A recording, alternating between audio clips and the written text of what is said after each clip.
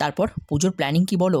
পুজোতে ঠাকুর দেখার পাশাপাশি খাওয়া দাওয়া তো মাস্ট। আর তোমরা অনেকেই আছো যারা সোদপুর এলাকায় ঠাকুর দেখতে আসো, তবে এখানে এসে কোথায় খাওয়া দাওয়া করবে সেটা বুঝতে পারছো না তো।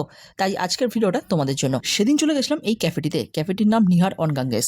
আর এই ক্যাফের সব থেকে সুন্দর পার্ট হলো এই ক্যাফের রুফটপে বসে তোমরা দারুণ গঙ্গার একটা ভিউ পাবে। শুরু করলাম দুজনে দুটো মকটেল দিয়ে।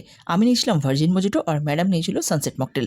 মকটেলের প্রাইসগুলো ওই 130 থেকে 150-র মধ্যে, আর মকটেলগুলোর টেস্ট কিন্তু বেশ রিফ্রেশিং ছিল। এরপর নিয়ে নিয়েছিলাম স্টার্টার থেকে ক্রিস্পি ক্রঞ্জি চিকেন।